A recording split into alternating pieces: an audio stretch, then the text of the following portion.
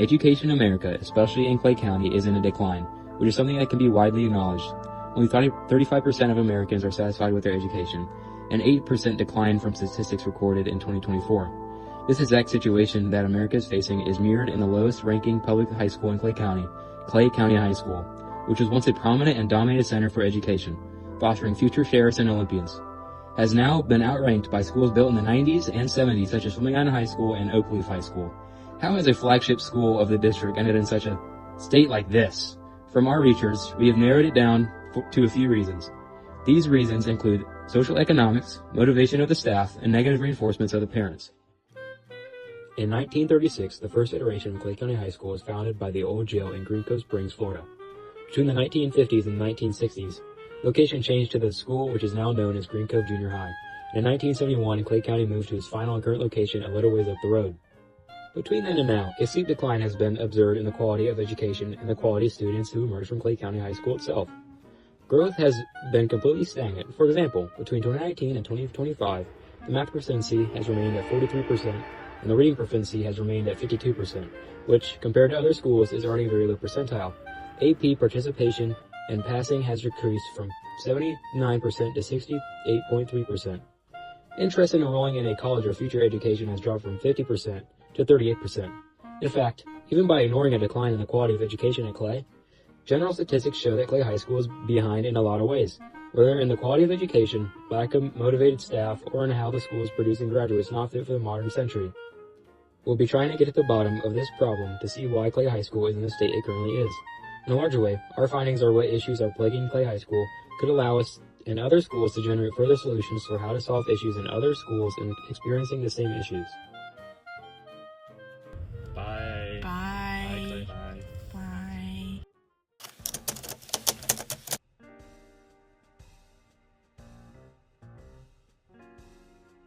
I like my school and it's fine. I think it's a good school for CTE programs, but there are some flaws. Overall, it was a positive experience. I wasn't that big on school anyways. Like, I cared about school and I got good grades, but I could not wait to get out of school. Like, it was a good school. I liked the teachers. My favorite teacher was there. She's a math teacher, ironically. I had her for 3 years.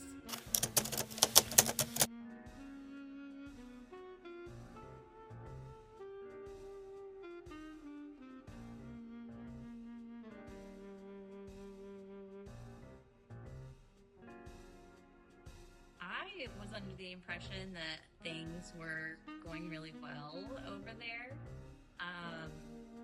Their school grade has increased over the last few years. No, not really, because it kind of makes sense in my eyes for the amount of group of diversity people we have. No. I believe them.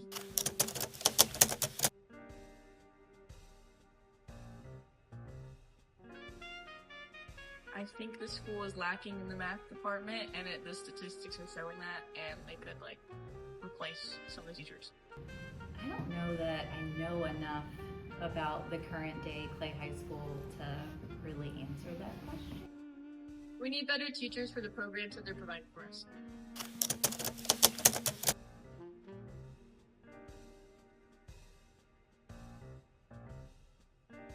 The school is a great environment for people and friends at the school, and they do great with putting events together to show school spirit. My class wasn't particularly involved at the school, like when it came to homecoming and all of that stuff, but the class after us was, and they showed us up every single year with the float. Again, I think that my school should rehire new math teachers and get rid of the old ones.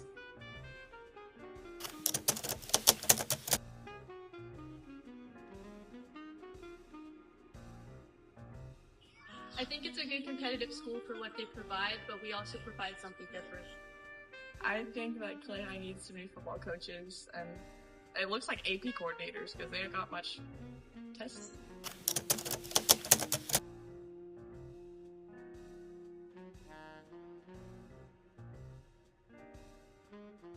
I think that they're doing better just because they have more experienced teachers in the programs that they're choosing to provide for. I think the coordinators for all the academically inclined classes should step it up and promote it more because it's not looking very good.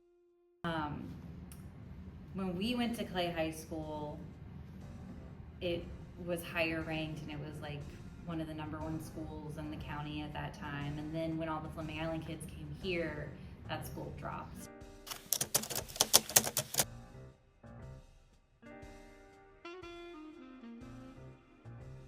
I guess their educational department just isn't, they're more worried about sports and extracurriculars rather than academics, I guess. Clay High is a great school and a great environment for anybody in this area, but there are definitely a lot of things they should improve on. But overall, great school. All of the Fleming Island kids went to Clay High School. We were zoned for there because Fleming Island High School wasn't built yet.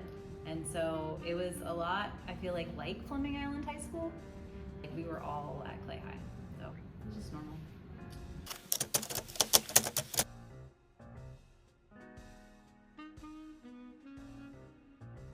So sometimes what makes a good school actually is the socioeconomics around the school. All of the wealthier area here got pulled into this school, and Clay High School, but they still have good kids that go there, but it's a lot fewer kids, and it's much more rural out there, or at least it was. It's growing a lot now, but yeah.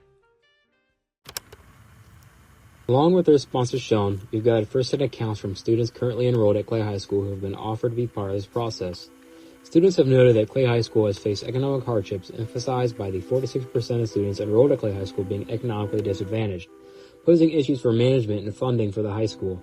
Comparatively, Clay High School only has 82 currently enrolled teachers, while Fleming Island has 95 currently enrolled teachers, with only 25% of the students being economically disadvantaged. Participants of the survey also made acknowledgement to the social status present within their high school.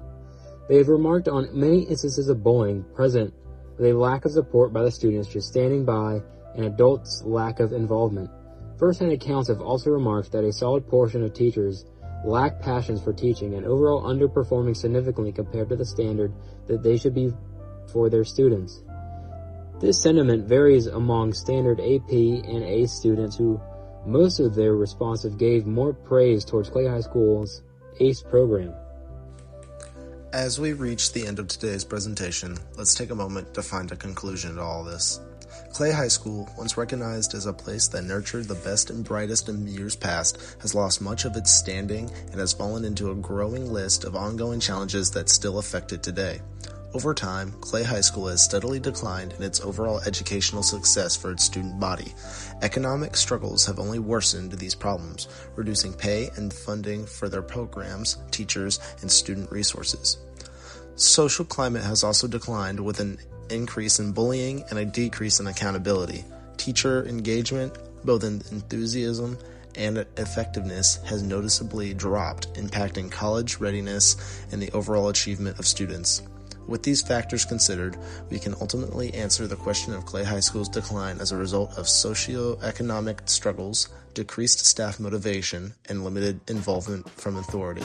Thank you for your time.